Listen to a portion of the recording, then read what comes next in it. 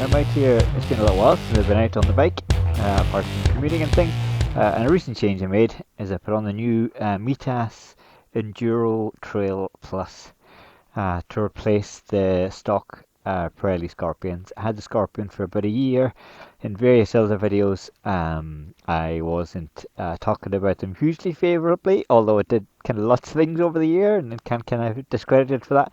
But I wanted something a little bit more off-road focused. I was going to go full kind of XT plus on the Mitas range, which would be like almost a full knobbly. But I talked myself out of that because still do a fair bit of road miles. Coming into winter, I thought a more 50, 50, 60, 40 maybe. I think these are classes 60, 40, but some people call them 50, 50, but I don't know. But so far, somebody so far I've had them out on a few routes, and they aren't fully worn in yet, so I've got a little bit of a reserved.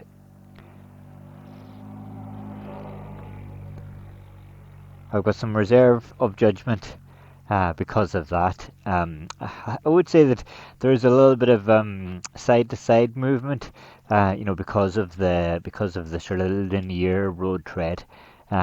When you're on slippy and rocky things, but because there's a lot of bite, kind of as you go off, it finds its grip quite well again, and then you're off, which does mean that it likes the tire likes to move as it is right now, which is fine. He basically is just getting a little bit used to that movement, and then you just power through it as you would with the KTM for most things.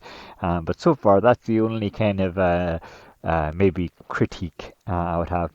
My tire pressures, because I put them on quite new, are quite high as well, and that's probably impacting that performance a little bit as well. I wasn't super particular about the tire pressure on the old ones, which means they generally ran down a little bit, which means that they were probably a little bit softer off-road. But these are like kind of 36 psi, maybe something like that, which is actually kind of high. So yeah, and I'm just about to go on a bit of a route here. Nothing too crazy. There's some horses up ahead as well. Need to watch out for them in a minute. Put it into off-road mode. Nice and quick. Oh, close throttle. Okay. Yeah, a little bit of mud there. Wasn't even paying attention to what I was doing, so that was fine. I'm still using the suspension system from the Norden 901, and that also takes a little bit of getting used to. I would say it's definitely better off-road. It is a little bit softer, a little bit maybe jumpy at times as well if you're hitting things that are quite hard. But on the whole, I feel they do feel more confidence inspiring than the old ones, just because the other ones were a little bit firm, a little bit more geared for on-road rather than off-road. Okay, there's these horses.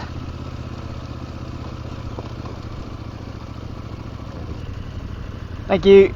Cheers, cheers.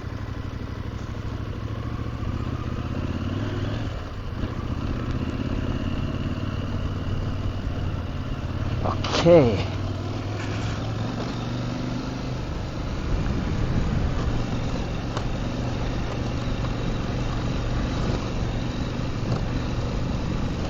Nice spot for a cap.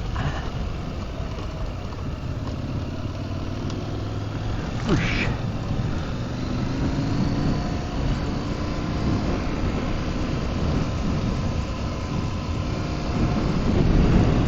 Yeah, one thing about new suspension is, like I mentioned in my last video, but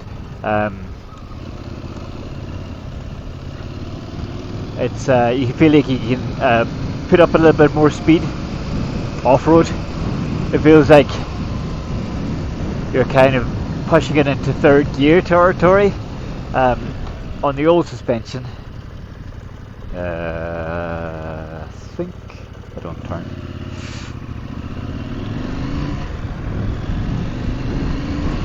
You would be a third now, actually.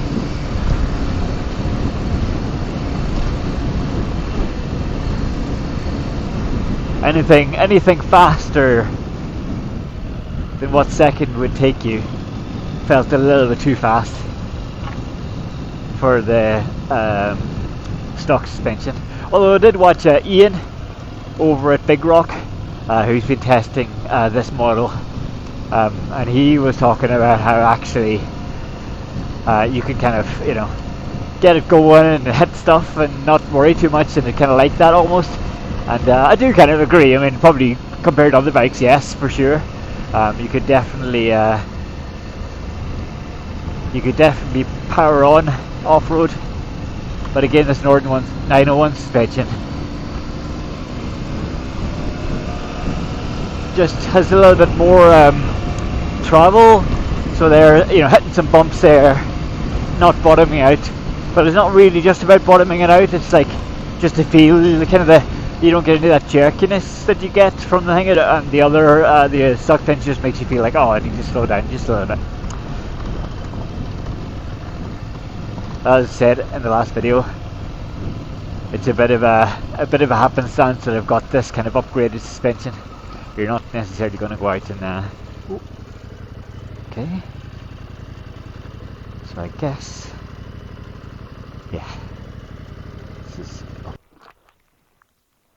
put 901 suspension on your 790 most likely.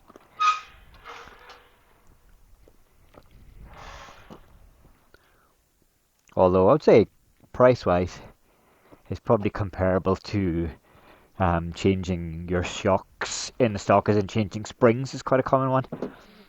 You probably wouldn't be far off that price.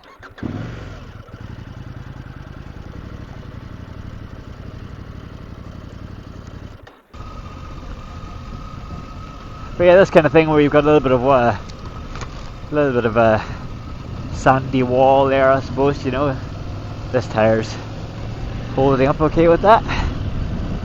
Not that I would expect it not to.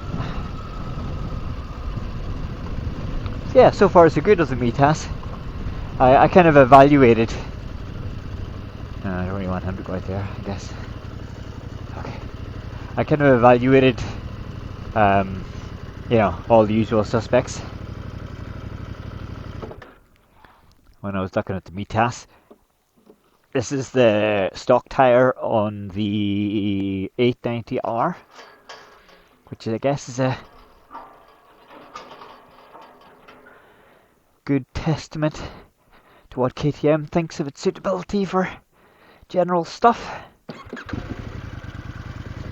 I looked at the, I think probably the most word of mouth recommendation I had from various people who probably knew what they were talking about was the new Dunlop Trail Max.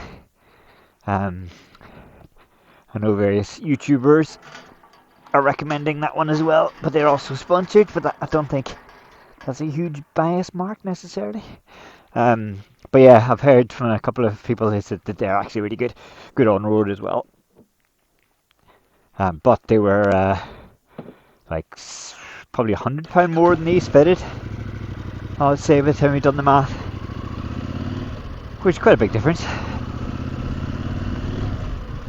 And I looked at the Michelin's, the Anarchy Wilds, again maybe a little bit aggressive for what I wanted. No, I wouldn't say crazy, actually they would have been suitable too. Also about maybe £50 more than these for a set, which isn't that much of a difference, but still.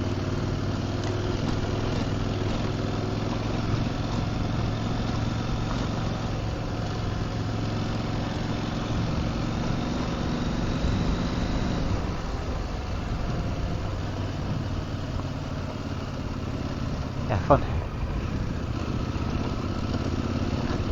I was actually coming up, I didn't record it, but I came up some harder routes earlier, and yeah, I had quite a lot of side slip. But again, didn't feel anything that was too scary. Probably not that way.